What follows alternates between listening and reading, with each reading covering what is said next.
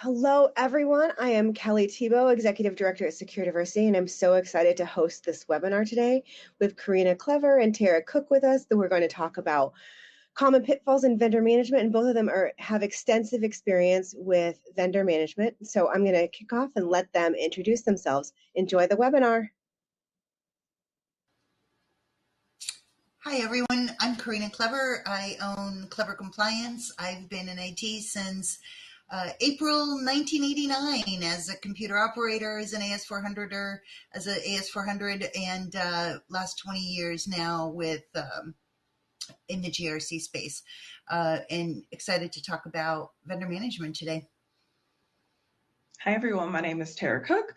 I've been in the security industry for 15 years now, kind of spread all over the place, mostly spending this time of my career now in GRC as well, but have ran the gambit across engineering, QA, everything except for pen testing and application security, but that's okay. GRC is my happy place and what I love, and I'm really glad to be here with y'all this morning.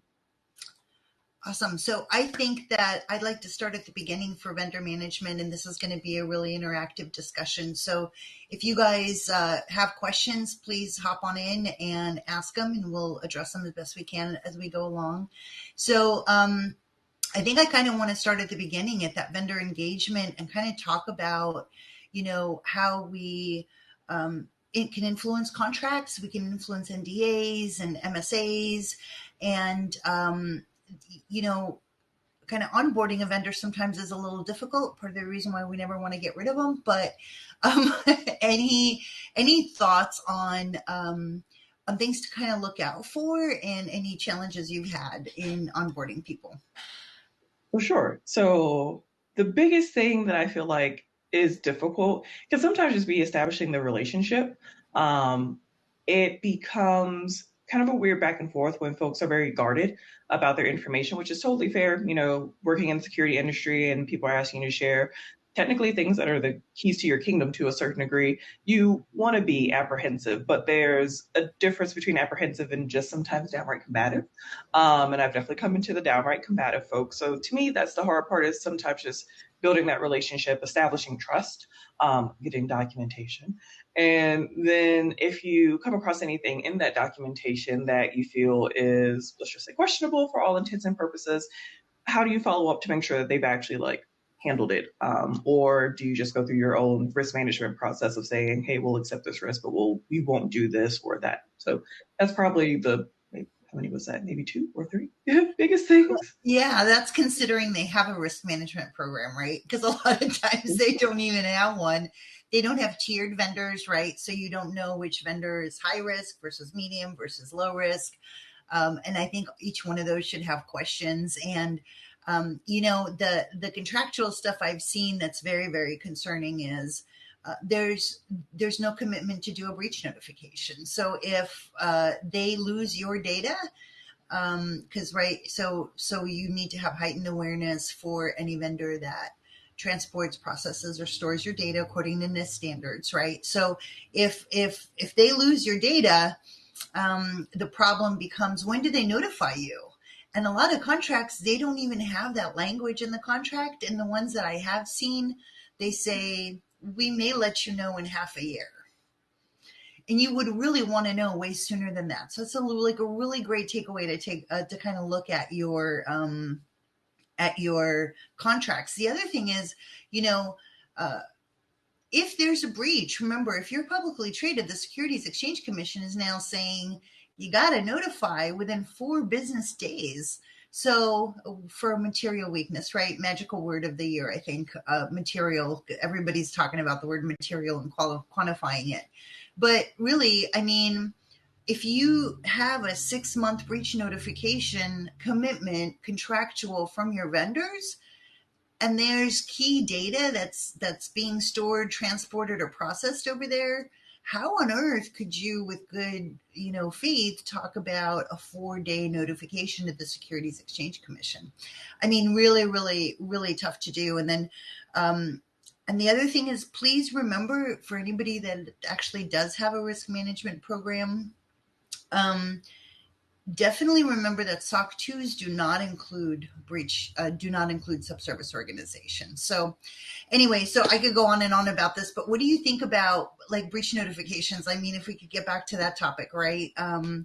Any thoughts on that? Yeah, breach notifications are hard because a lot of the time, like even taking a step back to your point, if a person or a company, I should say, has a like broad standing risk management, vendor management program, is have you gone through the exercise of defining an event versus an incident versus a breach? And that's where I feel like a lot of companies kind of stutter step because that tends to kind of start within your incident management and response process, but you have to work with legal in order to define what is considered a breach. And the reason why I always say, like, please work with legal is because once a breach has been like declared, they're going to be some of the main people that are on like your partners in this whole process because they're the folks who are probably going to have to be notifying people, reviewing contracts to see what a contract said, et cetera, et cetera. So take that step back, make sure that you work with the necessary folks to define those three things, because a lot of places they talk about a breach notification, but they don't define what is a breach, and so it puts you in like this very weird rock in a hard place because I feel like when it comes down to compliance things, companies, people, whoever are always just like, please tell me the exact thing that you want me to do. And when you go back and read, like you mentioned NIST, if you go back and read NIST 853, a lot of it is just like, please do this bracket organization define thing. So they're already telling you, like, you have to make this delineation. Now, getting a tinge deeper into 853, and then I'll back off. Obviously, you have low, moderate, and high. So it can get a little bit more prescriptive depending on where you're falling in that baseline. But again, a lot of it is still just saying, like, well, you have to determine what this is. And obviously, some things out there, like if you're in the HIPAA world, it does tell you you have to notify of breaches in certain instances, but even still, it's very broad for all intents and purposes. And there's also the how how are you being a good practitioner or steward of data if you, let's say again in the HIPAA world, you don't reach the threshold in HIPAA standards that it's a breach, but you know that a breach has happened by your own definition, do you still notify folks? And that's where I'm like, you're getting into being a good security practitioner or a good person, steward of data, et cetera, to acknowledge, hey, we messed up. And we're still going to like essentially take the reputational risk hit and everything else in between to let these folks know. Otherwise, around breaches, let's see what else. Definitely, like you said, review your contracts, because that's going to be your bread and butter and your linchpin in the whole situation. Yeah, that's kind of everything that I can think of, right? Oh, wait, no, it's not. I knew there was something else because I was reading about the SEC. NIST 800-171, controlled and classified information. They are also actually talking about, this was late last year, changing the notification process for breaches as well if you have controlled and classified information. Very similar to the SEC, where I think it's instead of 4 days, it's like 72 hours, which is also, I hate hours versus days, and then you're talking business days or like regular hours. Who knows? What time zone are you in? Right? Because I See, may like, have 3 extra hours. right. So that's another thing to keep in mind if you happen to be in the world of controlled and classified information. Of they are talking about changing the time frame in which you have to notify the federal government of a breach, or it's either a breach and an incident, or a breach or an incident. My apologies, I read through it kind of fast. I was like, oh, this is going to be a mess. But then also, you'll have to give the government access to your systems, so they can do their own like incident response process, which to me is fascinating, and a little spicy because you're talking about giving a third party access to your systems so they can do their own stuff. And it's like, well, where is the boundary? But at the same time, it's their data. So what if other companies decide to take the same sort of measure at some point? And then if you're a place that has skeletons in your closet, what quicker way to have those skeletons unearthed? Yeah. If someone else now is poking around because of a mistake in the grand scheme of things. So now I'm done. That was my one thing that I was like, wait, no, Well, mention it. no, I mean, I think if we could just kind of talk for a minute about the regulations and frameworks, right, that influence our operations. So, we've got your NISTs, we've got your HIPAAs, your GLBAs, your FFIECs. You have, like, every single one of them says you have to have incident management. Every single one of them, right? I mean, if you have one incident management policy, you have to write your own statements for your own company inside your own policies and procedures to satisfy those regulations and frameworks. I mean, if all of them say change management, one company may have a cab once a month, another one may have a cab twice a week. Both of them are right based on their individual volume and size and need, right? So, and still, with those two differing cab types, you're still satisfying the requirements of that regulator and that framework that you're needing to adhere to as a company. So I think it's really important to say, most all regulations say do vendor management.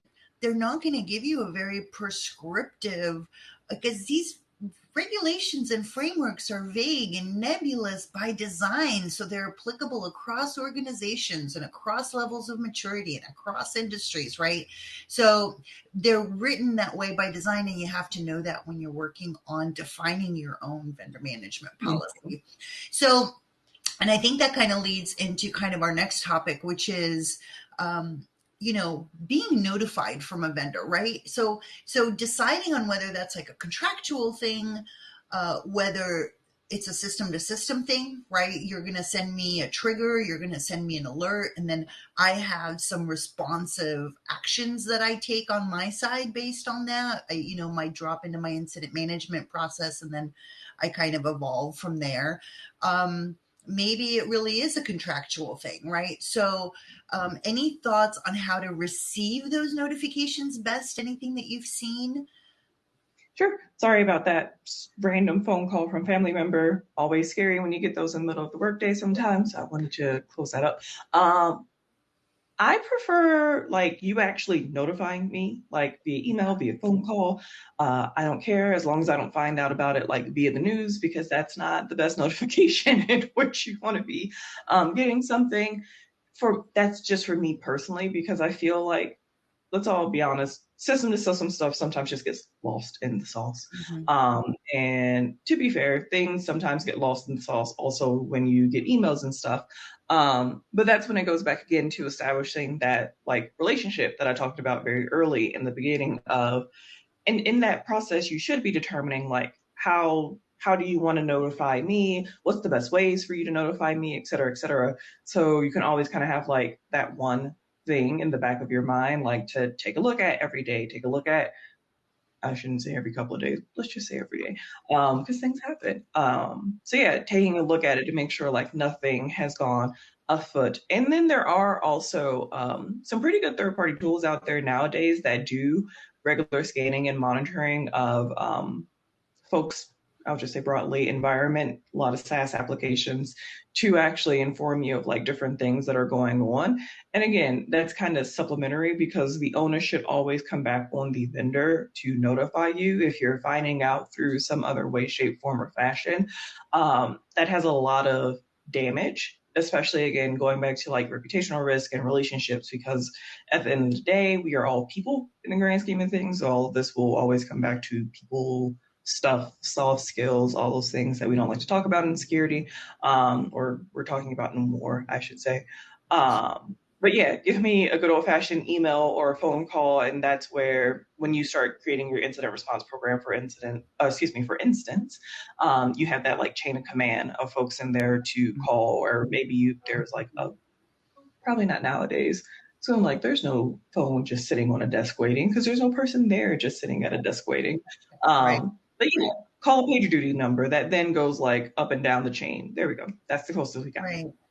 So basically it would kind of, those notifications would kind of drop into your existing incident management process with the escalations and do you think that, like, I always look for contractual obligations from vendors that say something like, we're going to give you this report monthly, or we're going to notify you of so-and-so, we're going to do a QBR.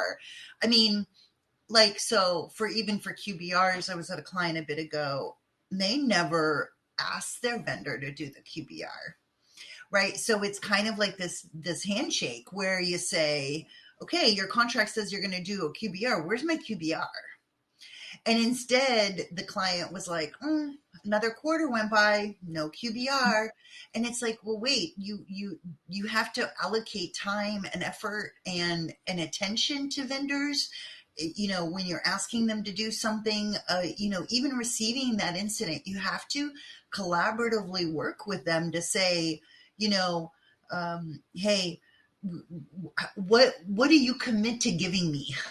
Do you commit to giving me a phone call? Do you commit to your system triggering something to me? Do you commit to calling me? Right? What does that really look like? So defining that process to accept this type of information, of course, and handling the crisis if one happens, right? Like with your communications group and then your legal group and then your HR group and all of those groups. Do you want to talk a bit about that? Sure. Communication, again, coming back down to whether it's incident response or breach notification, vendor management as a whole, is always going to be your linchpin on how successful it is or is not, for that matter. You mentioned talking about like holding people accountable. That's always the hard thing, especially because, I mean, even if you take a step away from vendor management and you look at penetration testing, you look at getting any sort of third-party attestation, whether that's SOC 2 or an ISO or a high-tech, high-trust, doesn't matter. If you don't do your follow-up remediation or whatever you want to call it, you're always going to just like stutter step. And I mentioned earlier in the call, like it's hard because how do you hold this third party that's not in your environment, that really can ignore you and just whatever you until the ends of time, hold them accountable for anything that you have found out about them? Yes, money always comes down to it. You don't pay them. You don't pay them, or there's weird way. It's hard because I mean, even if you take that same kind of step into your non-security life, where you have a vendor who promised to do something for you, a contractor, your internet provider. I'm not even going to talk about internet providers. I have beef with one in particular. Big guess to anyone who knows who it is. But anyway, what do you do when they don't follow through on the thing? Like you said, for a contractor, it's easy. You don't pay them, but then you're talking about court and civil suits and like da da da da da da. And that is very scary. And especially if you're talking about like small businesses, the thought of like having to go to court over stuff. And again, sorry, I'm about to like spiral. For the cybersecurity world and the business world, it's very fascinating because to try and go to civil court for cybersecurity things is still, in my opinion, very unheard of. And so you're talking about a legal system that also is like very hand wavy. Like we just started doing, during COVID. That's when tech really started to get like heavy in the court system. But that's just for Zoom. And then you still watch people kind of struggle with that. I'm not even going to get into that. I'm going to take a step. Communication. So making sure you're internally and externally communicating things that are going on. And you already talked about like the different chains of commands to communicate to internally, because they have every right to know what's going on. And also because you're going to need support from these internal people. Like you mentioned, the communications team, how do they put together their fancy like news statement or blog statement or email blast that goes out to state what happened? Your leadership chain that obviously is going to want to know what's happening, because at the end of the day, the bottom line, dollars are being impacted in some way, shape, or form, and they need to understand like how do they recover, how do they pivot, how do they do whatever, how do they understand like, oh, maybe we should probably like dedicate more money to security or time, resources, what have you. Then there's the actual folks who are impacted by it. They have every right to know. And again, you're going back down reputational risk, but externally, it's just hard because that's where things like pride and ego and shame and guilt come into play if you have to go out and say like, hey, we messed up or we had this thing happen. And we see it all the time in the security community, although again, it's getting better. People, places, things, whatever, are quick to poo-poo you, to be like, oh man, look at you, you had this breach happen, like da da da da da. And it's not the time or place to say, oh, look at you and point fingers and laugh and be snide. It's actually the time to understand, like, well, how can we support you? And it's understanding what that support looks like is its own very special conversation. But again, don't point fingers. There, everyone says it at this point. It's not a matter of it's just a matter of when. I forgot how the whole statement goes. It's not. It's really a matter. Yeah, it's Thank not. you. Yeah. So it's a matter of when. Like everyone is going to eventually have to come to a place where we misstep, we step and poop, and we just go and figure out how to move forward.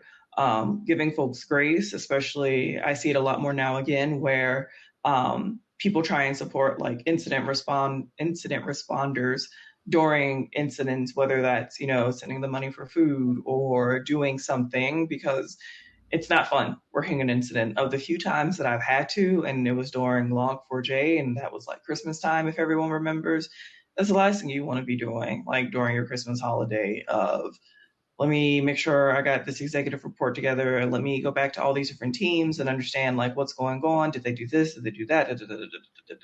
On top of doing, guess what, your real job. So kindness, empathy, everything goes a long way. Communications, very important. Please do it. And obviously communications people are very well versed on how to package things appropriately. And as security folks, we have to make sure we do our part and giving them the appropriate information and educating them on how to like say some of the technical parts, because that's a thing. Yeah, communication, very important. Do it. So I'm going to kind of ask or almost throw a challenge out to any of the executives out there, basically including a vendor management reporting or kind of updating in your overall COE, right? GRC COE, right? So as part of that top of that pyramid, your governance, risk, and compliance center of excellence, right? Where the rest of the organization is underneath the pyramid, and having, all of those functional areas reporting up into that COE.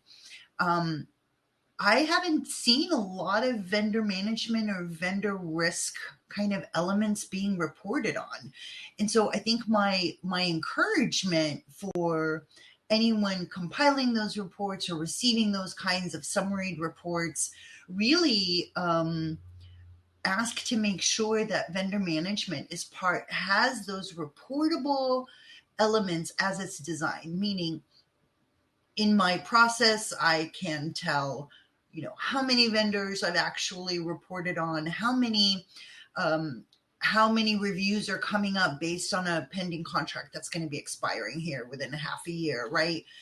How many alerting replies did we get back to our questionnaire, right? Which vendor has the highest security risk? And then I think as you go through this, now we all have to remember that part of our business is usually to use vendors. I mean, we use vendors for parts of our business at the end, right? It's just a normal thing. I'd also kind of encourage inside your vendor assessment program to ask how much of your data at your vendors goes to another vendor. Because what I can pretty much guarantee is that, as you pass data on for whatever function that you're hiring this vendor for, they use their own processes on the back end and may take your data and move it elsewhere. Really, really important, right? Have you defined retention guidelines?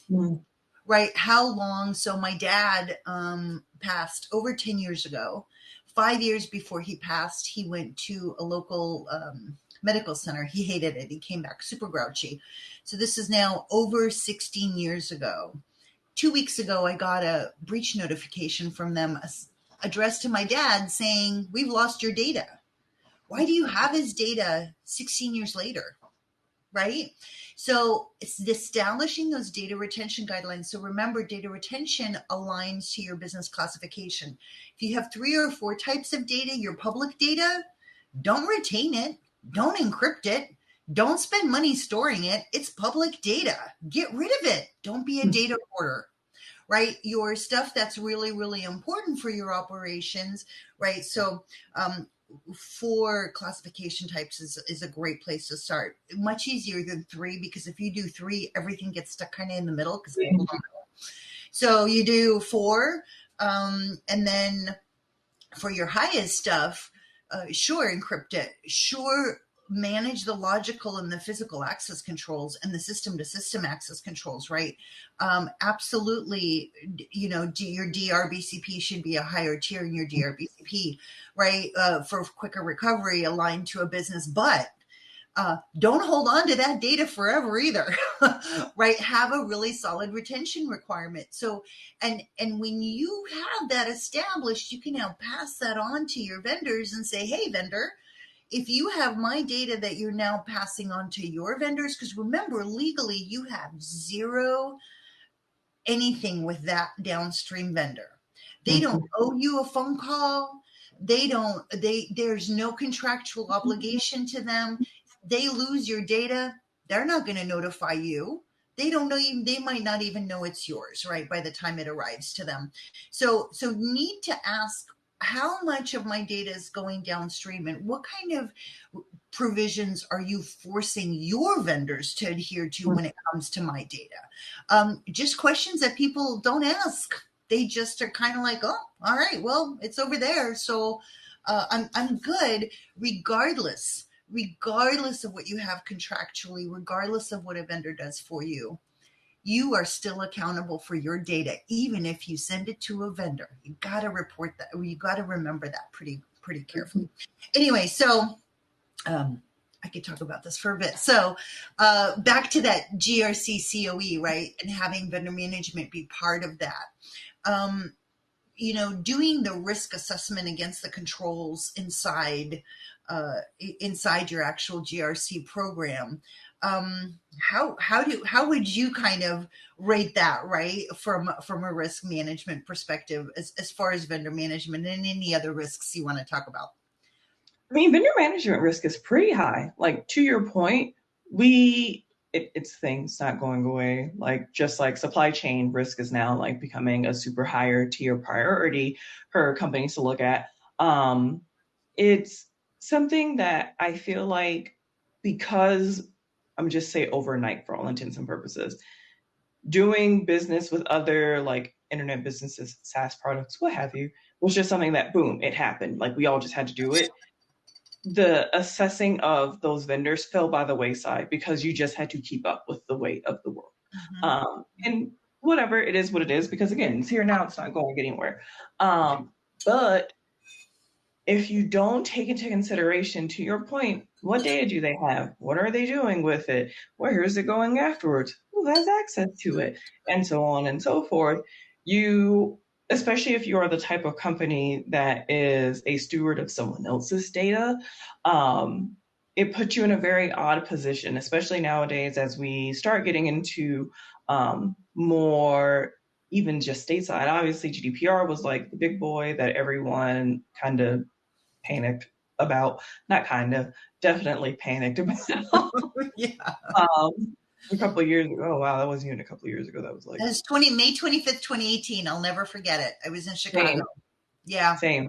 I remember like that next morning, every single website that you went to, bam, privacy, bottom. Like, our privacy notices have changed. Privacy notices have changed. And so my running joke is actually, I ask people if they remember in like May 2018 time-ish frame, like, you remember having to click a lot more boxes all of a sudden? It's my running joke. That's not a joke because it was true. Anyway, GDPR aside, nowadays more stateside laws are coming into place where privacy is now more important, and companies have to do stuff. And I just broadly say stuff because CCPA is still the most extensive one out there on the market, which is the California Consumer Privacy Act. I always get that second C confused with something else sometimes. But anyway,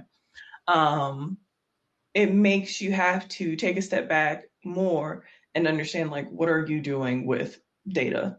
As we all know, data is money, data is gold, there's some new commercial, is it Salesforce? Salesforce's commercial that like has a gold Western.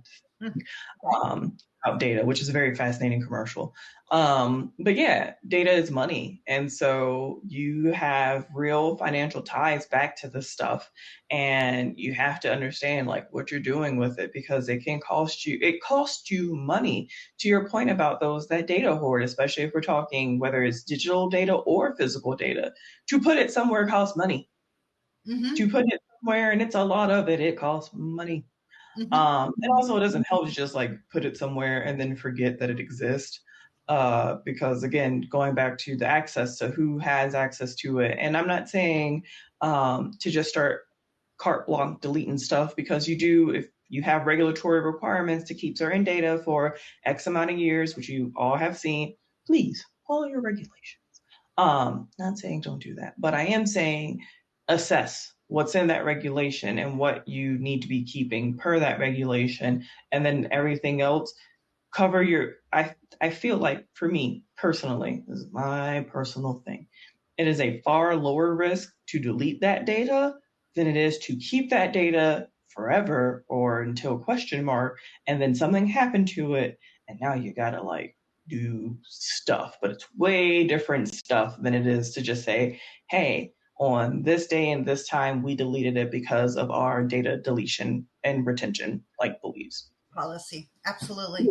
And I mean, some of my favorite people are ethical hackers. Of course, I have a bunch of friends that do this, right? And the conversations with them are, it takes me the same 5 minutes to hack into a huge data set or a tiny little data set. Guess which one I'm going after? Obviously, Absolutely. right? Because the bigger your data set, the juicier information they're going to be able to find. And those are the protections that are literally created around those data sets. So anyway, and so I think some of those controls, right? So as we're talking about those perimeter controls, I'm seeing some mention in cyber insurance policies of perimeter controls, right? Mostly perimeter controls protecting the inside of the company. So those are a lot of the questionnaires, right? Not seeing a lot that talk about what data are you forwarding over to your vendors. I'm not seeing a lot of those questions, but these are getting harder and harder and harder, right? And they're also not asking about, like you mentioned, consumer privacy. Now, 5 states, right? I think July is the next one that's coming up, to 6 states. So we have more and more states that are enacting these privacy laws. You can't actually, and boy, I wish we had something standardized and unanimous, right? So like GDP, CCPA, CPRA excludes HIPAA and GLBA. So if you're a healthcare institution or a bank, you don't have to abide by GLBA and HIPAA, because the assumption there is you're providing a portal for your customers or your patients, right? And so now we get into, one state has a fulfillment of 30 days and the other one has a fulfillment of 45 days and the other one has a fulfillment of 60 days. And one state you can enact 7 things. Another state you can enact 4 things, right? I mean, it's just like the algorithms are a little confusing, but regardless, when you're trying to do cyber insurance, you need to have that level of maturity pretty much already established. I don't know that it includes the vendors, but basically, any thought on data handling principles downstream that you're expecting people to do? Do you expect vendors to actually maintain your policy statement with them, or is that like something you should do contractually? Any thoughts on that? That is very hard, because they're still there. You still have to have respect for them. They're still their own business with their own principles, desires, like what bottom lines, reporting chain, employees, whatever. So it's very hard to say you're going to do exactly what I want and I say, because you kind of don't have teeth in order to do that. Like the only places that really do are your big boys, your Amazons, your Microsofts, your Googles. And again, when you start getting into business with them, yeah, it's a lot easier to just be like, yeah, we'll do what you say, because money. So there's that. I've yet to figure out the best way to thread that needle, just because pushback happens. And it's like, well, how much time do I really want to spend redlining stuff back and forth with someone and just being in a stalemate to see who's going to break first? I have better things to be doing with my time. I have other things that I need to be doing with my time. So it's hard. And I think that also just comes down to when you are assessing their stuff, whatever their stuff is. Does it meet the mark of what you need it to in the grand scheme of things? Because there are, not always. I've run into places where, working in like fintech environments or healthcare environments, that there is one vendor who does the one thing that you need them to do, or that you need them to do, yeah. And you're just like, fine, because it's the one vendor that does that one thing. So you kind of, that's when, again, assessing risk really does come into play, and understanding, like at one job, most annoying process ever, where we kept having to like whittle away or try and understand what is the absolute only amount of data this particular vendor needs in order to do this thing. We give them no more, we give them no less, we meet them right in the middle, primarily because within the security team, we were a little mean on some of their security stuff, and we're talking about very important data. And so it was like this really constant back and forth between us, the team that wanted to use this particular vendor within the company, and the vendor themselves, because of course it's easy. It's very easy to just be like, give them everything. Yeah. And then let the chips fall where they may. And we were like, wait, no, that's like, yes, that's easy, but that's not the best way to go about this. But it's work, and who wants to, like, again, I was just saying I got better stuff to do. They had better stuff to do too, so I don't like really hold it against. I kind of hold it against them, but it's so yeah, figuring out just like, is this enough? And if this is not enough to meet what makes me happy, is there another vendor out there who could? And if there is not, where am I willing to just say, what can I put in a contract that does make actual sense to hold them accountable to? And where can we, within our own rights and boundaries, put things in place that make me feel comfortable? Yeah, yeah. Uh, I remember back when I started IT, we had 1 gig of storage, 1 gig of storage, literally 1 gig of storage. It was the size of 12 refrigerators. And well, because the big machines, right? You back in the day, and we would sit around a table and make decisions about, like, do we hold on to employee payroll data or client data? Like really tough decisions about the data that we held, because we had this much room to put it into, but now it's, you just keep everything. And so I think that's kind of a great segue to talk about data brokers. So unsolicited advice, state of California residents, please make yourself familiarized with the data broker registry. There's over 500 names on there. The criteria to get on that list is if 50% or more of your income is derived from buying or selling other people's data. Then they have to register with the state of California. Really quick word for your ISP situation. Everyone needs to know that the default is that your ISP sells your clickstream, everything about it, to data brokers. That's the default, except for the state of Maine. The state of Maine has a default opt-in requirement, meaning the default when you get an ISP, and if you live in Maine, you will not by default be sent all of your clickstream patterns to data brokers unless you ask for that. So, but the rest of the 49 states, everyone needs to know that the default is whoever's providing you internet is also selling all of your data to these data brokers. So, little bit of an FYI there for everyone.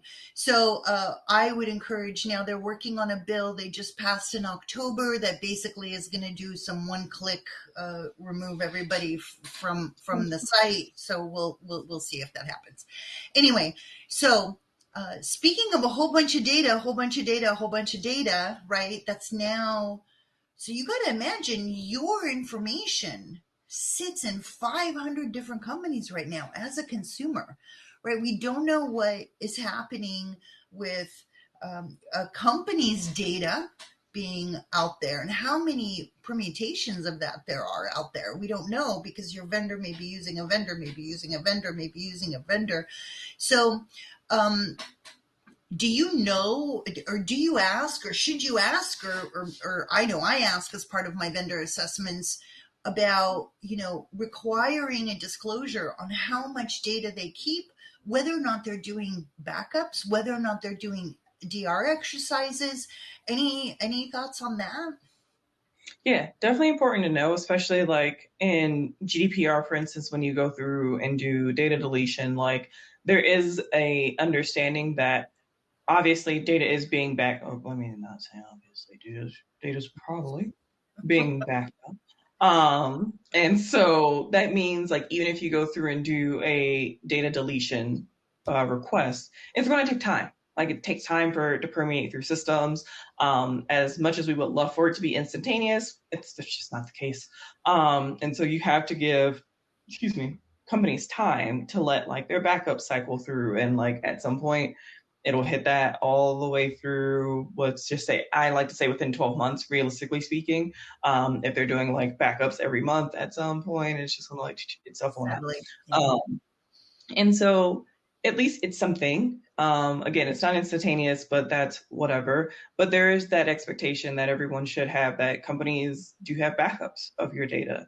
And so it's not going to be a one and done thing. They should be doing they should be doing disaster recovery things, and not just vendors. Like we all should be doing backup testing. We all should be doing disaster recovery testing. Just throwing that out there. And I think I'll actually just keep that lens more so than just vendors.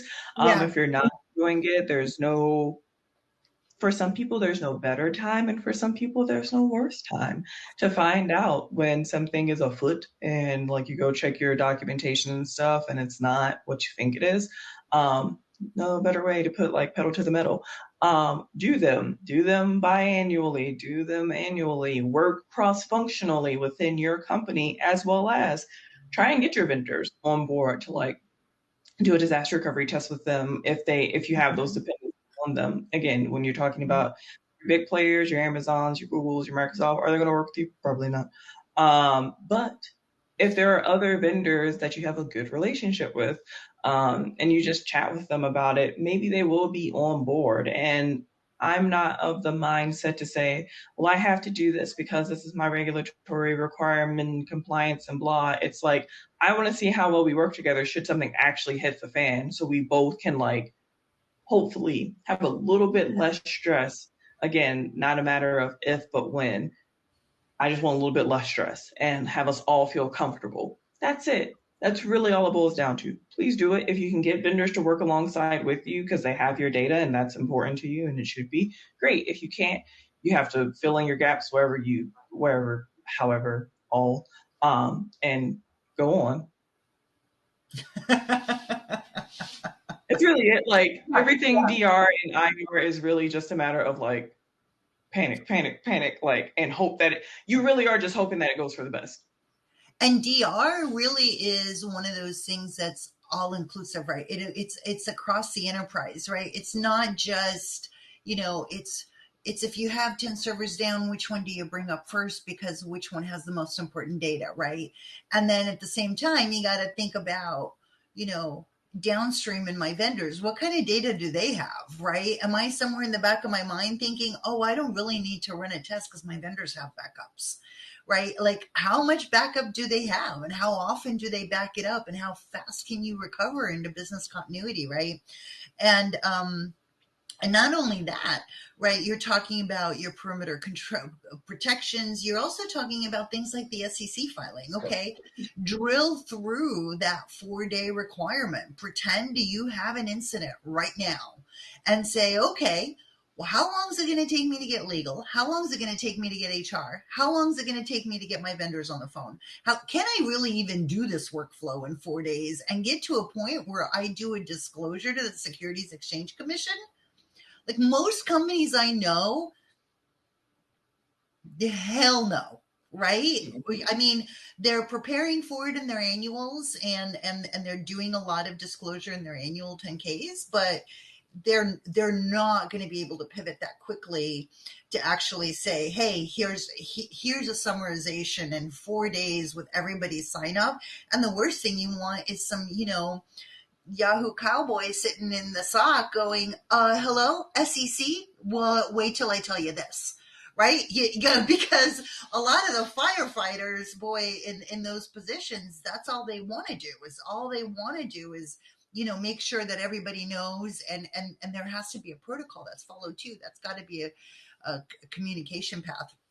Anyway. And Yeah. one last thing about DR. I challenge everyone, and I fall victim to this myself. Let's start pushing away from just pencil tabletop DR exercises to like more meaty DR things. Cause like that pencil thing, that's cute. That's great. Again, when it hits the fan, there's not going to be a pencil in sight, y'all. So that is a challenge to all of us in the industry, myself included. Like, let's start really doing the thing. And yes, it's very scary, especially if you're like, are we going to do it live? Let's do it live. Let's see what happens within the bounds of proper communication and everything else in planning and coordination, cross coordination, all that. But let's do more. I'm done. So, and I'm going to add even to that. As you're doing the exercise, have someone sitting right next to you that can take notes to create a project plan. Because what you're going to discover through the process is whatever your methodology of choice, your agile, whatever you want to call it, right? Who's tracking those follow-on things? Where as you're going through your DR exercises, you're going to discover things and go deep, go down to your vendors, vendors, ask the tough questions, right? Where is the data? I actually was at one client we had just gone through the DR exercise. Everybody was trained. We had 2 dry runs. Literally, we had 2 dry runs. Okay, something's happening right now. Let's go. And everybody did their thing. We did it twice. The first time I didn't like the timing. The second one we got it well. 2 weeks later, no exaggeration, the tornado takes the roof. A tornado takes the roof off. And so we literally had to, but everybody knew what they were doing. Mm-hmm. Everybody knew what they were doing because we had just gone through it 2 weeks beforehand. It's unbelievable because the coordination. Now, had we not done that, pandemonium. That would have been bad, right? That would have been really bad. So luckily it went well. Anyway, so I implore you to have somebody next to you that can take notes, that can log parking lot items. In a panic, you're going to rattle things off. You're never going to remember to follow back up unless somebody's actually logging that, because all you're focused on is recovery. So let's talk about, IDSs and IPSs and, some of the incident management platforms, some of the recoveries for that when you're dealing with a crisis. Yeah, there's a couple really good ones out there. I literally just forgot their names because that's how my brain works on occasion. But again, having them something somewhere, and if you don't have the money to do that right now, that is okay. That is fine. That's life, and everyone's counting pennies lately. If you're a company that uses something along the lines of Slack, or maybe in Teams, I'm more of a Slack person personally. They even have some really good widgets built into like Slack's app store that you can use for incident response things. There may still be money tied to them. I don't know. I don't pay the bills at my jobs, any of them. And not that I have multiple jobs right now. Sorry. This is just my brain today. Yeah, I don't pay those money things, but try and figure something out. And again, figuring out what works the best within your means is what it's really all about. If the only thing that you can do is a Google Meet and a Google Doc to do your stuff, great. That is better than nothing. Yes, we are in the land of vendors, like we have talked about before, and it seems like the best way to do it is to use like, oh man, I just thought about it and I forgot it again. I forgot both of them. But it doesn't matter. Like the main thing, if you have a regulator or an auditor or anyone come in, they'll be like, did you document the process? They won't care what tool you're using as long as you can say yes and then pull it up. What if it's on a napkin or a Post-it note? It's okay as long as you have it documented. No, it's not really, but That try to part, no, I was like, try to do better. but have something. That's really what it boils down to. Yeah. All right, so I think we need to leave a few minutes for Q&A. So the one thing I'm going to say is the last one, just to keep an eye out on, are releases, right? So as you're going through, so you may have a hard association between incident. An incident is required. When you open a change record, you have to reference an incident if it's there.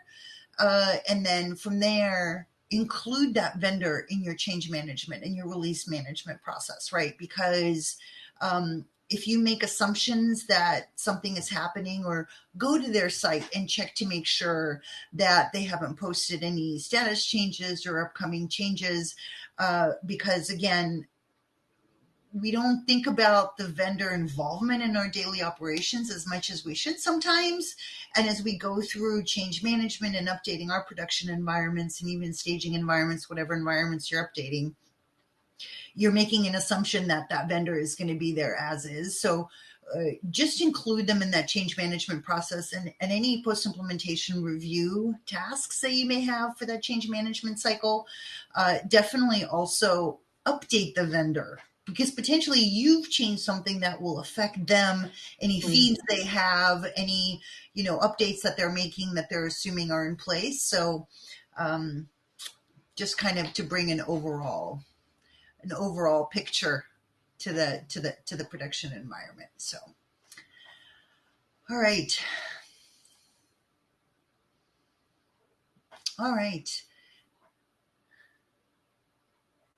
Well, thank you so much, Karina and Tara. I really appreciate you sharing your knowledge. I'm not seeing a ton of questions over here, so folks, if you have questions, feel free to send a message to Secure Diversity and we can pass it along, or you can find both of these wonderful ladies on LinkedIn. And I'm sure they have very busy inboxes, but they'll try to get back to you if they can, if they see it. Byron, and thank you, Tara and Karina, for giving your time.